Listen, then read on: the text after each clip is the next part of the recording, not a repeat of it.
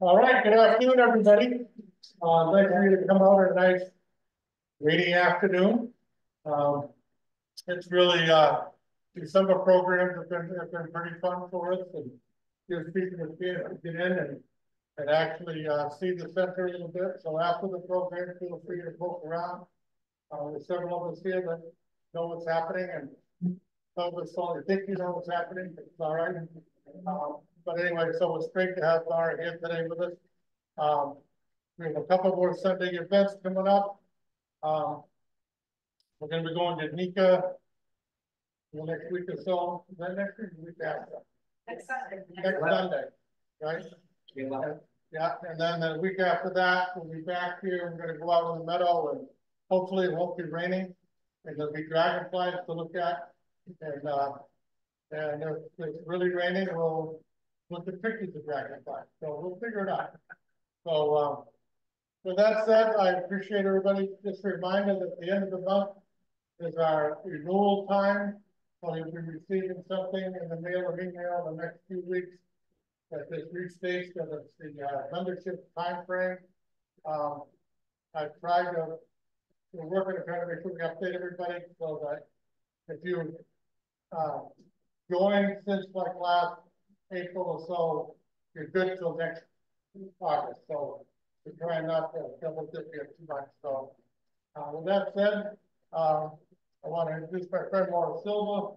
She did a lot of work on this back when she was getting a master's degree on swallows, and has really a lot of interest in the conservation of swallows. And as many of us know, a lot of our insect-eating birds are really having a hard time. And so things like whippoorwills and all your kingbirds and other stuff are really showing signs of some of the lack of insects for them to feed on. And but the other big thing is habitat and testing sites and competition. So tomorrow, I'll tell us all that. So without any further ado, Laura Silva, thank you.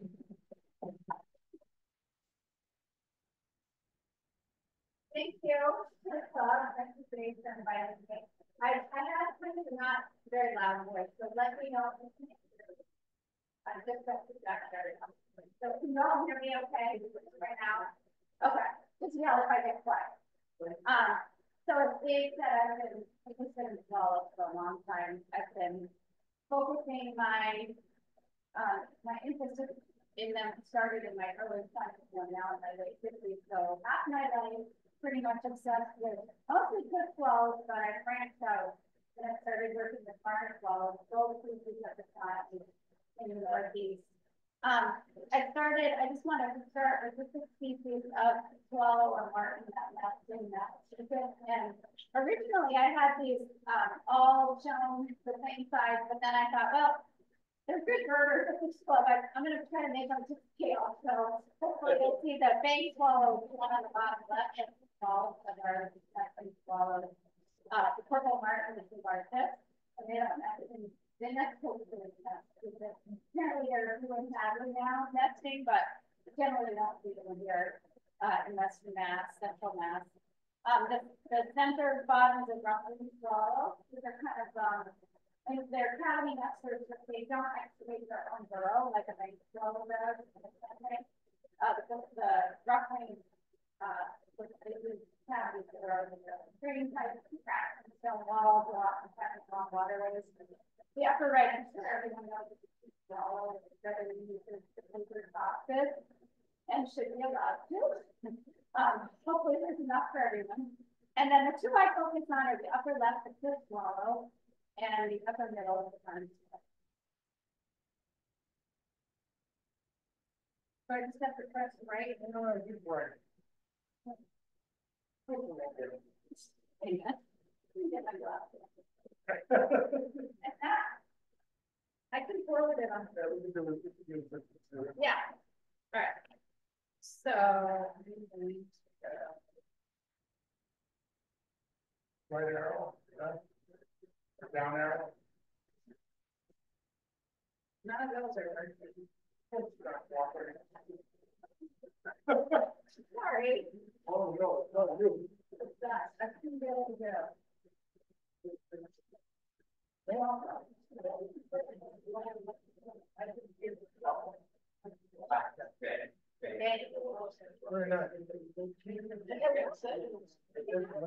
That is better. Thank you.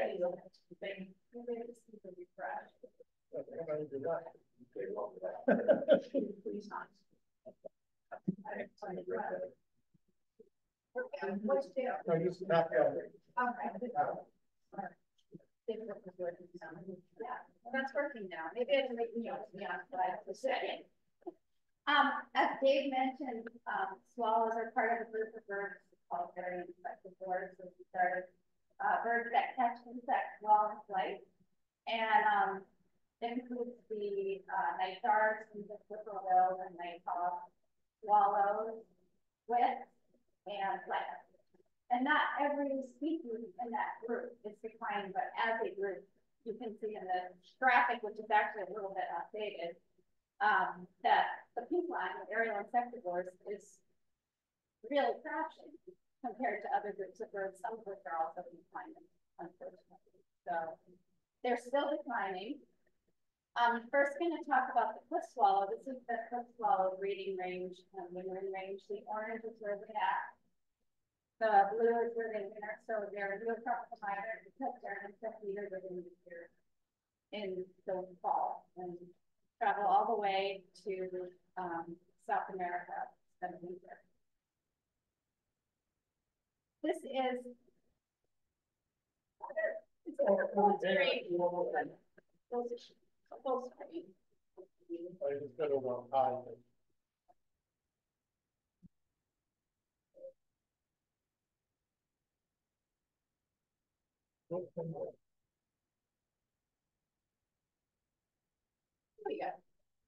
So this is the trend map.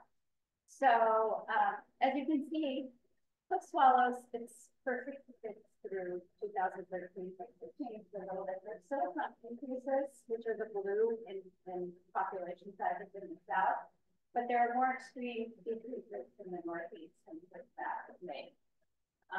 But it gives you a general trend of their population across the United States and Canada.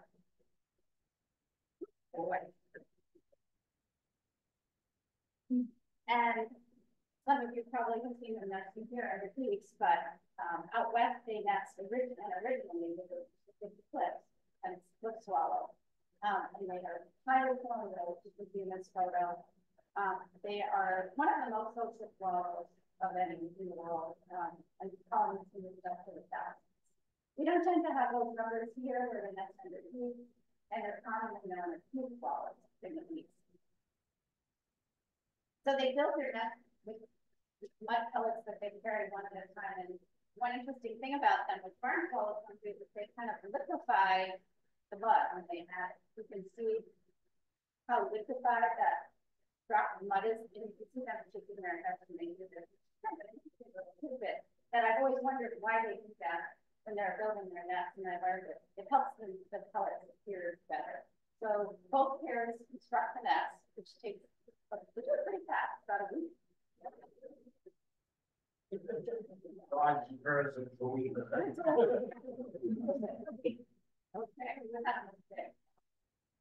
So that's what I completed that was like after the breeding season. So they're packing nesters, so they create their own bottle-shaped cavity, which they line with grass. And this was a nest that was cavity again, and I took down after the nesting season.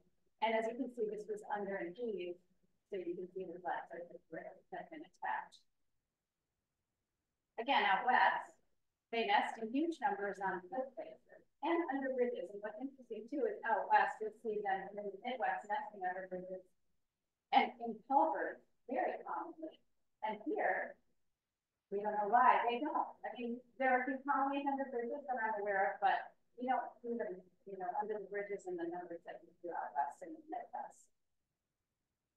So in our part of the country, cliff swallows started showing up here kind of relatively recently, past history in numbers, and that was due to the land clearing in the 1700s and the construction of structures for them to nest on here.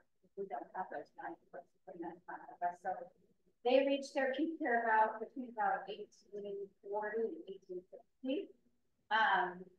And then with the introduction of house sparrows, And the regrowth of forest, there's just been kind of a long, slow decline.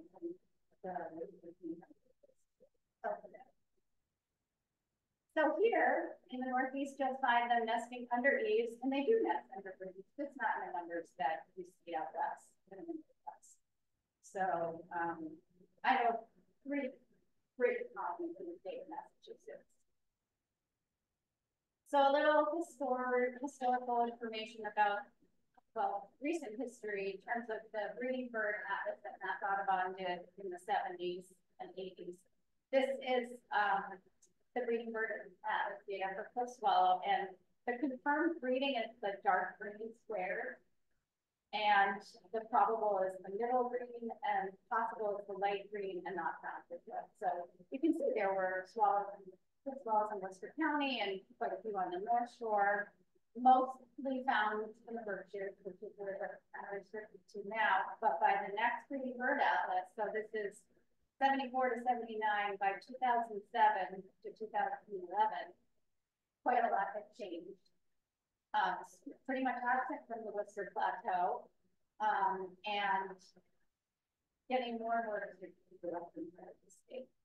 So one of those species that there are a lot of reasons for the decline. The ones that are most obvious are the extraction of house sparrows, the decline of farming, and I'll talk about some of the other reasons they're declining a little bit.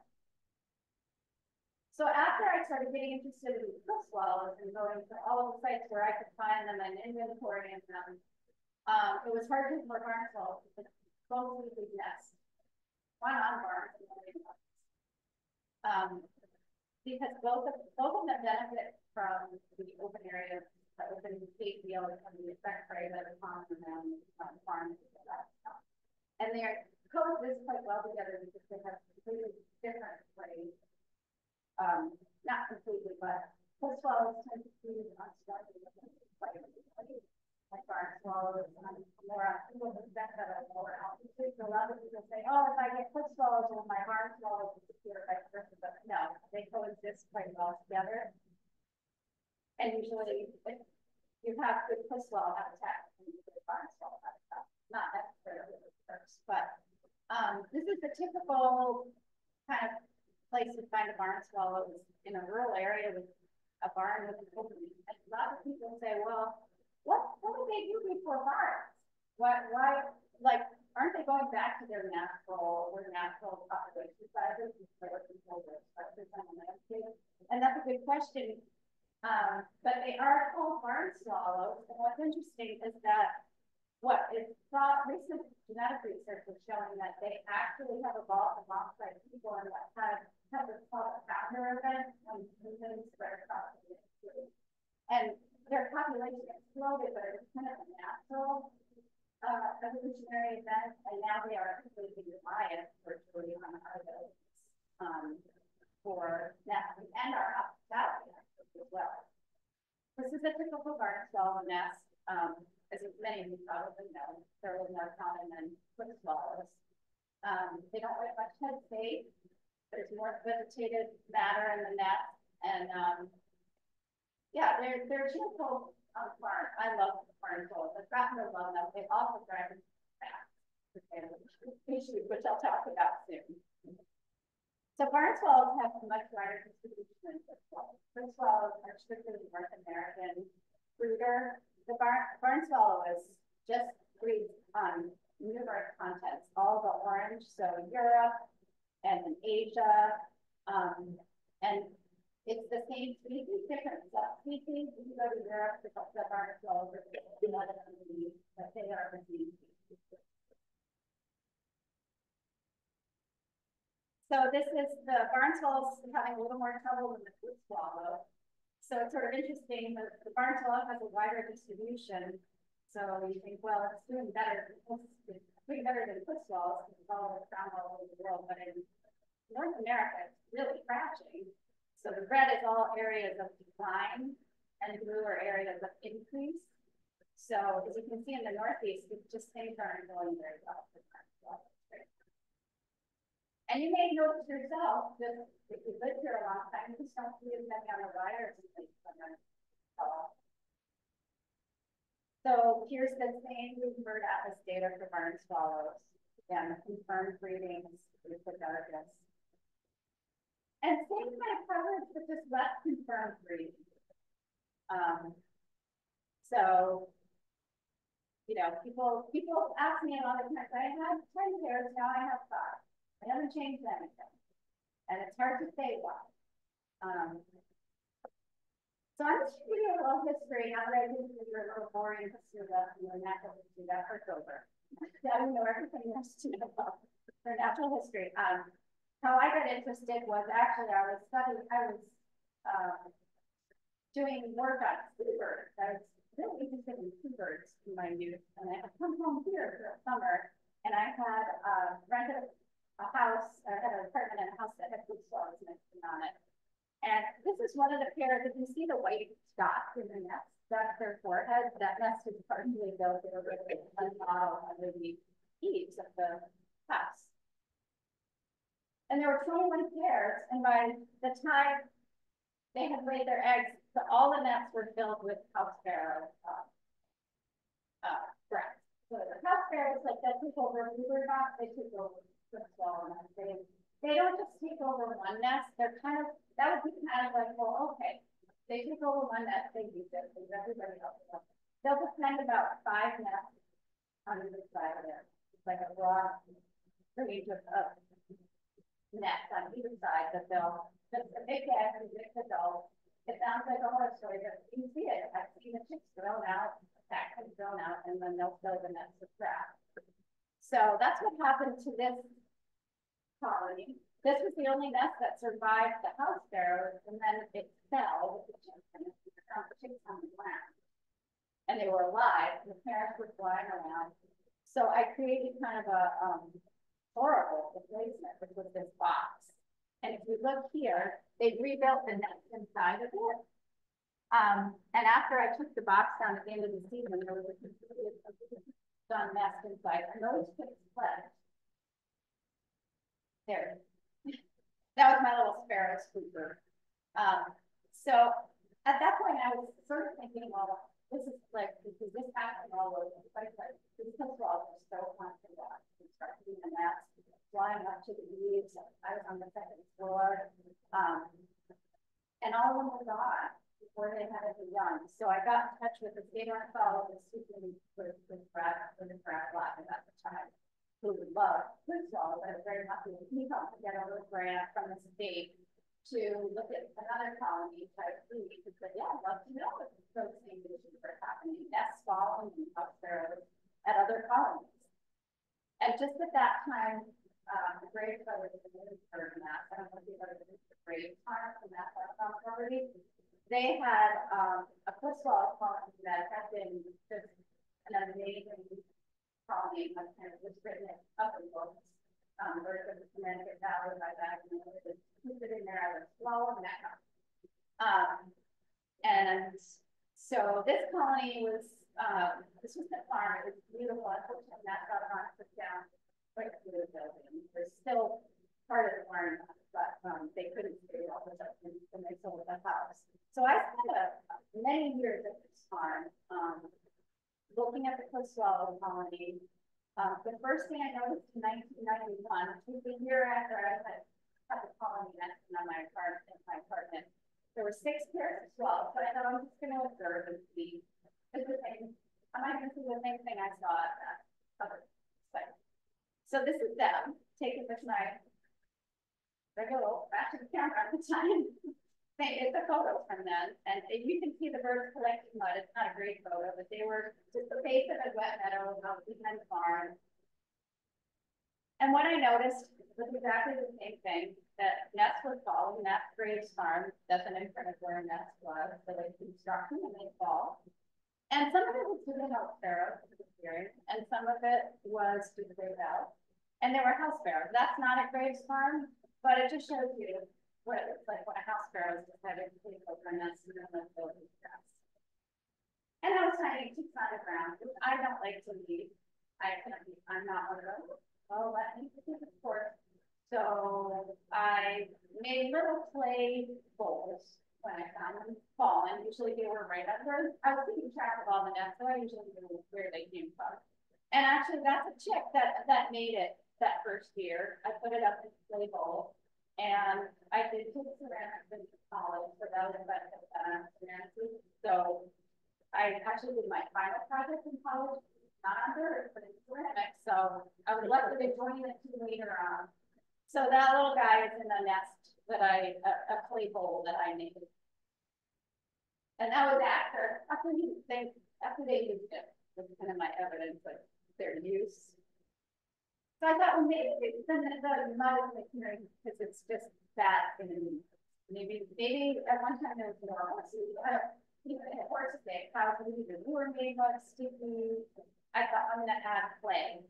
Natural clay from the valley, hard clay to the puddle. So that was after revamping the puddle.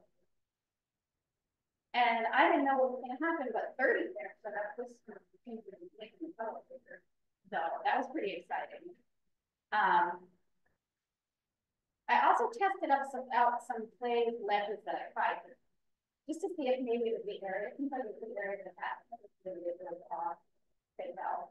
Maybe just needed that little support. That's what they look like. I had some. My husband insisted on this gas. And they are a good thing. It's fuel line actually. So he's a mechanic, so we figured it all out together. So the following year, in '92, there were 30 pairs, and I only had 4 successful pairs that didn't fall. I still had House Sparrow problems. By 1993, I had 63 pairs. We got rid of the House Sparrow population, and these little ledges had prevented the nest from falling. So it was like, wow, those 2 things, elimination of House Sparrows and no kind of support for the nest made it. Not to mention making it an intense mud source. So at that farm, between '93 and 2009, there were an average of 20 to 30 pairs every year. And I didn't know at the time what was limiting the growth. Like why it goes to 63 and then it retracted down to 20 to 40. I had no idea until I learned about swallow bugs. These are ectoparasites that are specific to swallows, foot swallows. And in healthy populations of foot swallows, they will move. The next colonial in the site, the colony will move to different sites to avoid parasites. So when they build up in one colony, they'll get in that colony and go to the next farm and go over. But unfortunately, I didn't know that, so I was taking it down to town, which is what I do now. And they were avoiding them probably because of the swallow. So I learned that later on. But you can see them there. That's them, you know, the little things with legs, and then the spots are the poop. Now, barn swallows so I was focused on the foot swallows until 2009, and then in 2010, this is at Graves Farm. The barn swallows, there were about 8 pairs next to the cat. I never left there. They were always there, and I just sort of took them for granted. But 2010, Matt sold the barn to a private party with the condition that someone would allow to come into the meeting to put swallows on. They did not say anything about the barn swallows, and they picked up the barn and closed it. And that poor colony who's coming here, so many decades, was just trying to get in the window by far. It was just very sad to me, and I couldn't get it. Unfortunately, I couldn't convince anybody. And I was talking trouble with Texas because I went up there and looked around. And, it just wasn't working out. Those people weren't hurting us for me. Also, this is again passed up on that they weren't maintaining the field, so I have a bad sheet for the swallows in general. My puddle, which actually became it did become a wetland. I had spotted salamanders. I saw a water snake in there one time. You can see my kingdom. And I kind of made, it ended up, I started getting really into the funnel, forgetting like, this is for mud. So I have to make my mud for the swallows at one end, and I had mud. But the people who thought hot designated a wetland and wouldn't let me take it. So between the way we're being shut and me not being able to create any mud, I just knew it was like that time was over. And it was sad because I had been there for over 10 months. So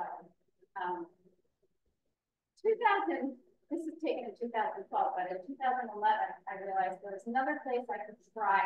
My parents moved here from New York when I was 7 and bought this farm.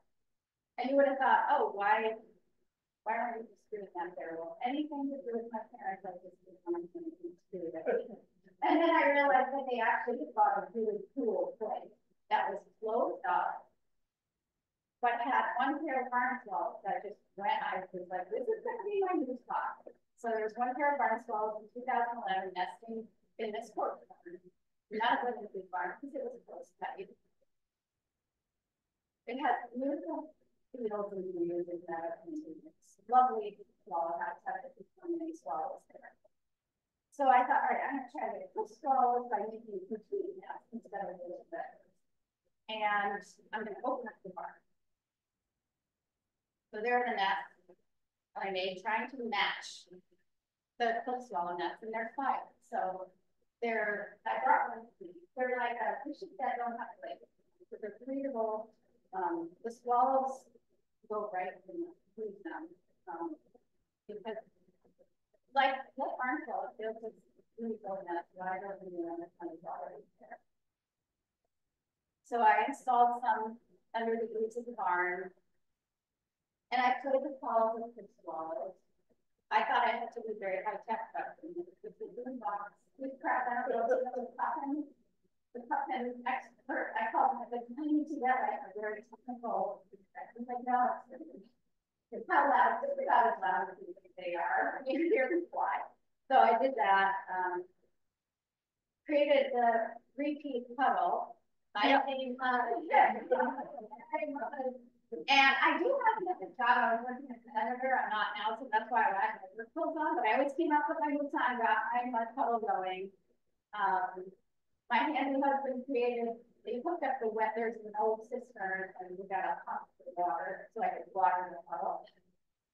And I got one pair of swallows in 2002. Now they do. They nested on top of this starter, but those are juvenile. So that was really, really exciting. And I had surprised. For somebody who's so successful, so good. And I had 3 pairs of barn swallows. I opened up the stanchion area of the barn where the cows. I did not open up the part with that people stuff. And it's really hot anyway. So I'm going to compress 2013 to show what people want to So that's the door I opened. Do not shut this door. This is the barn swallow and the cliff swallow, both collecting mud at my puddle. So both of them are using what I offered. Here we have the barn swallows that didn't use my puddle. Those are juvenile. Here are some using the clay nest that I made for them. What's nice about the nest now that I create them and share them in the public is sometimes it's like, oh, it's right over my car, right over my horse. And sometimes you can place them with the nest is too good for so you're not on the but you can see the chicks peeks in there. And they always finish the rim, never perfect, you know. I leave them a little to do. And this is a photograph of, you can see the clay part of the nest is smooth and they added the dogs. And those are 3 bells. That's at Patton Hill. Patton Hill is the farm where I now do my kind of work. And I really like people up there. We don't have cliff swallows anymore, but there are a lot of barn swallows there. So this was at the peak of my cliff swallow time tracking on that Patton Hill. You can see there's think I had 7 nests and then 8 with the high heat. I have a brass and I can't exactly remember. This is them nesting. Yeah. So what happened was,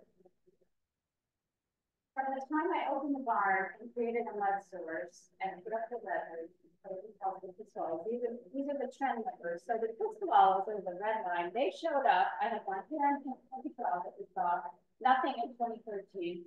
Then I had this boom up to 9 pairs, down to 2, up to 8, and then nothing. And my theory is that we never I talked to farmers in the area, we never nested that anyone knew. And that's the downhill. And my theory is that it's a very big mountain top, and the 10 times swallow the tide has been hollow, and you do feed on storming effects. So I think there wasn't enough to test right. That's my theory. I don't know why they nest right down the hill. It's the wind never stops going. Barn swallows. This I have a more updated graph, but you can see the trend line going up there with that weather situation in 2016. But generally, in spite of this broad, sort of overarching decline with some habitat improvements, fair numbers have increased that in my barn. So then I thought, okay, now I'm going to spread the word and try to help others in my health swallows because I found some things before. I decided I wasn't going to try to prep for swallows because I surveyed never have nested because I knew that was the population situation. So I sort of made up my own little rule of like, we didn't pass by 20 years. But people get in touch, and now I am sharing these nests with they mostly go to Canada. For some reason, Canadians are more interested in swallows. I can't figure it out. So these are, I identified the next step in my sort of research / conservation work was identifying football colonies, finding out if the owners were amenable to putting that nest. Because a lot of people love them, some people don't love them. These go to grow every year, so on grow mass has one of the best football colonies in the state, right on the town hall. It increased from 8 pairs to this past year we had 45. Using a plan. So that luckily they let me do the project there. So that's rough. You can see all the nest lining. It slowly built up. First we put up 8, then we put up 16, then we just doubled it every year. And you can see the adults with the white foreheads in the beginning of the season, and then when after they piled on. We also, in 2020, put some nests under bridges. I actually hired a rock climber to put them. This is in West Stockbridge, under a bridge where Chris Swallow and bridges to encourage more numbers, prevent nests from falling. That's what they look like under the bridge. So you can see they like them. Plus poles tend to like a little overhang that's underneath. So I installed them on boards with a little roof over their heads. And they accepted them. Normally when they're nesting, I don't have a photo, but normally when they nest, they put them right in this little rebar or whatever. I don't know, that's how rebar, that'll sort of area here. But they love these, and actually this year they started building on top of my nest. And I'm thinking, I should put some ledges up there. The issue here is I have to have this climber come back. You see all this darkness right here? That's swallowed by So every other year I have to pay them time, take them down, wash them. A lot of this is just labor and waters. And you can't see that's all of us very I'm assuming that. This is the site of the largest colony in the state. This is Simon's Rock College in Barrington. They are nesting under this wide eave. There's a nest pretty much in each little slot here. There's over 100 pairs here, and they've only been there for about the past 5 years. I don't know where they're looking from. Sorry, Great Barrington at Simon's Rock College. And the college has been amazing. So at each of these sites, There's about 8 that I manage. I inquired whether I can control House Sparrows at the site, and I hired people from the northeastern to do that for me. And or can I install them? If I'm not allowed to control House Sparrows, most times the colony fails. At this site, it's so big, there are a few House Sparrows here, and believe it or not, I'm going to go college, let us come very, very competitive. They're wonderful college, really complete college, and a professor, the science professors there got students involved in northern college, so we had a nice collaboration. But you can see how high up it is. That's me. It's the Daniel Art Building. Go next day. It's like a place to behold with all those swallows. So in 2020, I kind of made things more official. I did an inventory. I had in 1992. I found 32 swallow colonies statewide in 1992. In 2020, there were 15, so that's not so great. I installed artificial nests at these sites. It was interesting to note that because puss swallows are so phenomenal, we'll see the third bullet, half of the puss swallows were at two resident colonies. House Sparrows were present at 915, which is not good. I talked about the swallow love and the ability to play the swallow love. I was just that's not everywhere.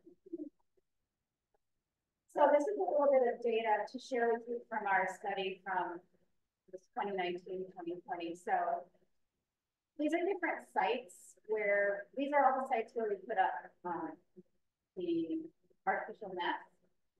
And you can see that, so the nests were installed in 2020. So there is an increase at many of these colonies. That bridge colony in West Stockbridge, for some reason, when we put them up, that colony like abandoned. And they're back this year. And that kind of skewed the data so that there wasn't a statistically significant increase from installing the artificial nest, but there was a biologically significant increase. There are more swallows nesting at sites where we put them up overall. And now we have them nesting at that West Stockbridge site. So you can see at one of the bridge, this is the bridge colony. It increased by 225%. This is row 38%. This is Hadley. Unfortunately, that colony is petered out from House Sparrows. This one was a decline, but they're back now. This is no longer in existence from House Sparrows. This one just is hanging on, and this one's no longer in existence. So that House Sparrow effects, these are at colonies, and all colonies that have House Sparrows, some of them don't, like Row and those bridge colonies. So you can see that if you see a yes here, you will see very good, well, aside from this colony petered out from House Sparrows. But if you see the colonies that, that have House Sparrows present, sorry, I'm getting over here. If there's a yes, there's really poor breeding success, except for this large colony I mentioned before. If there's a no, there's no House Sparrows, we get like very high breeding success. 100%. So you can see this is just the main thing we found is the detrimental impact of House Sparrows. It's just my staff people not driven in their thoughts. Because they're just detrimental, and that's the truth that all of them in the house, even more than the next fall. Okay, this is probably why. But just for those of you who are locally interested, all the sites in red are no longer with us.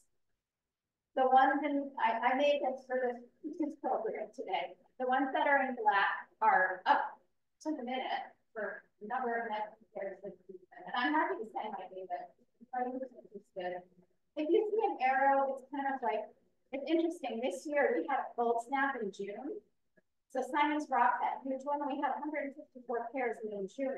We had a cold snap and then we went down to that.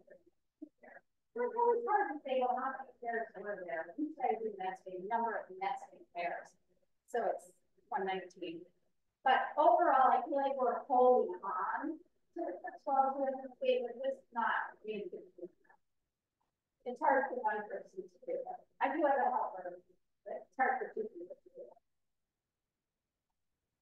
Let's going to talk a little more about declining habitat. This is Peter's answer, not part of here. You know, just lots of the farming landscape with those urban areas, including the livestock.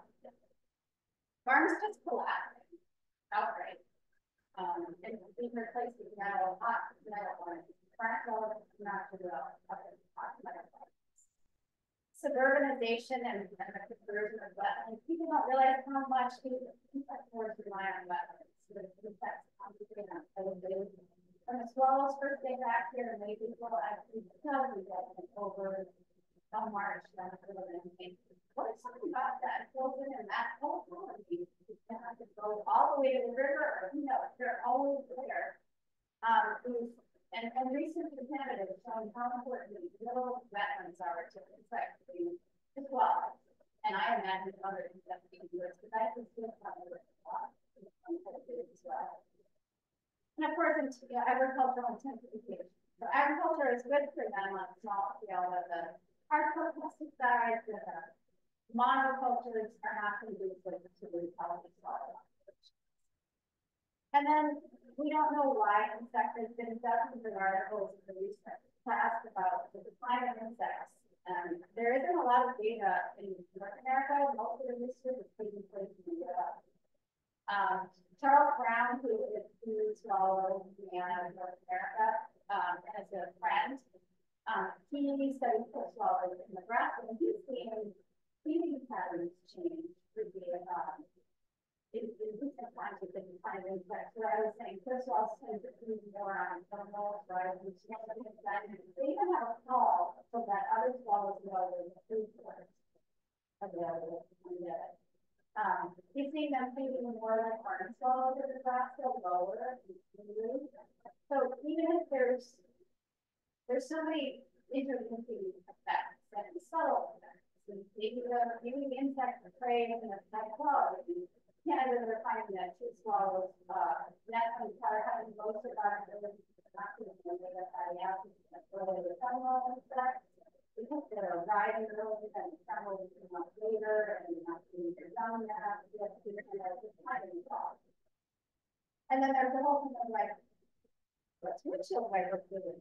Well, now it's for salt because we just really don't get those hit on the windshield.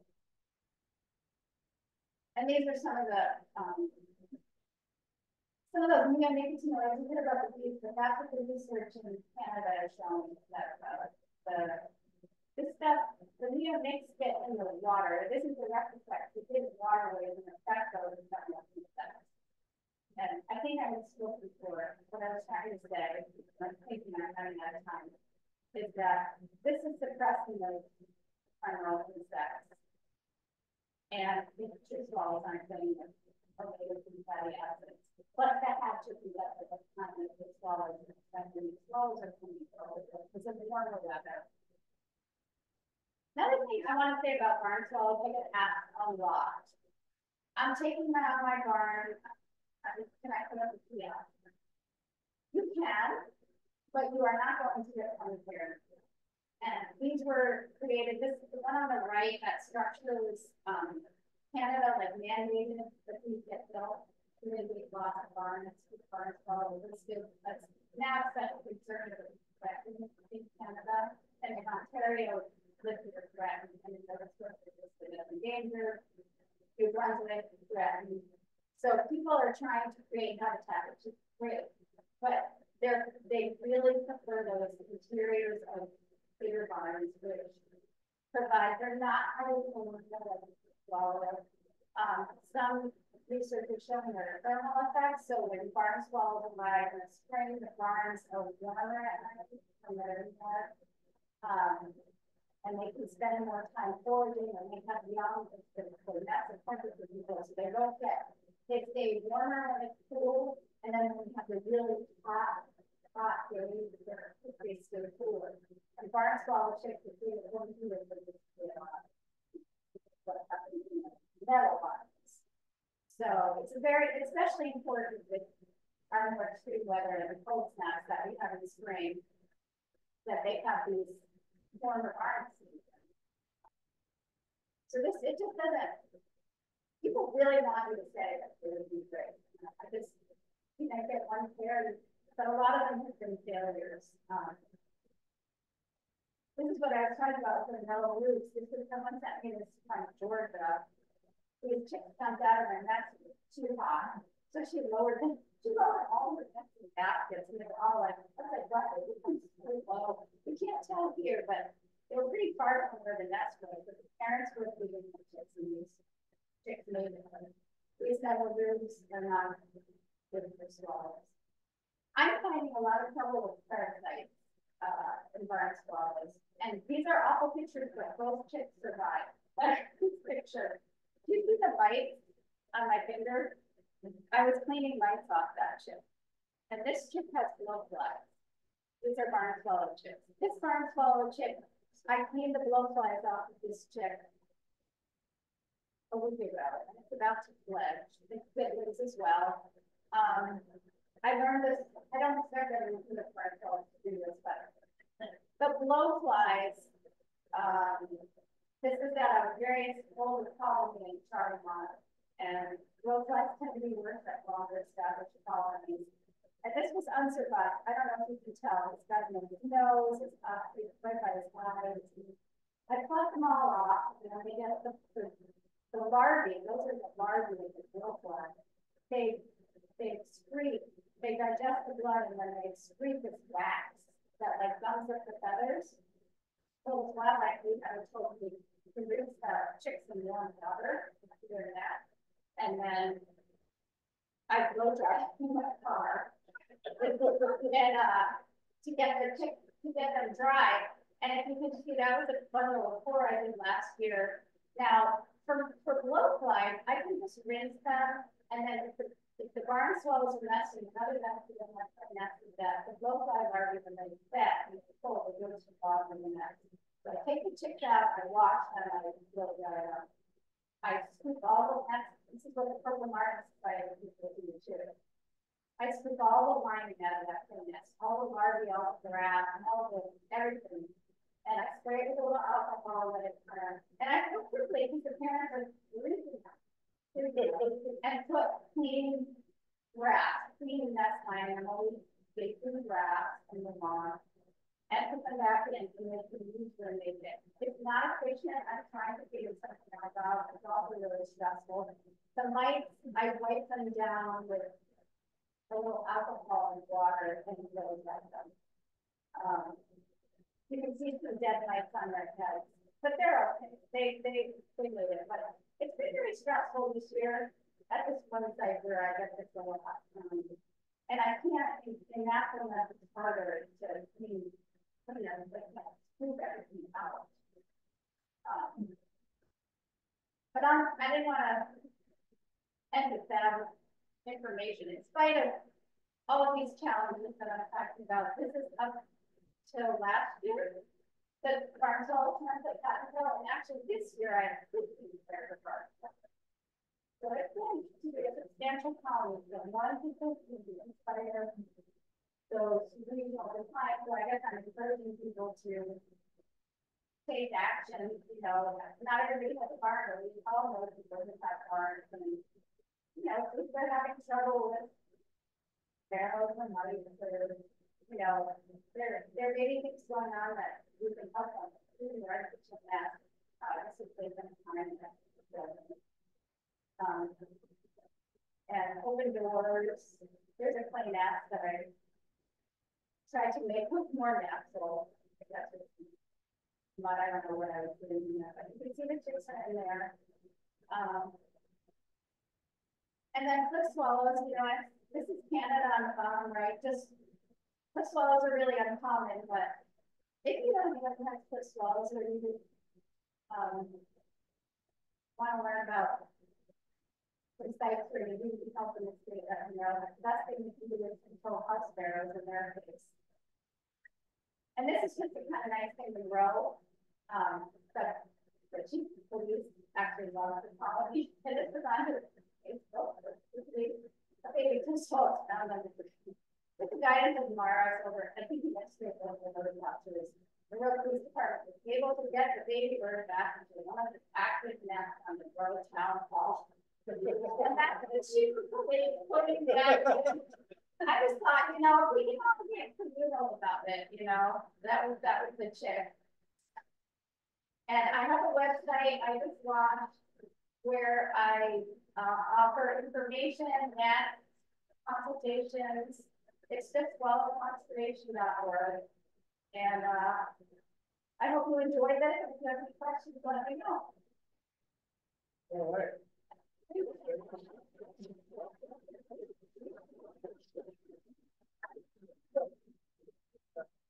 So I have to play next year if anybody wants to take a look at it. Some of you can have a learn.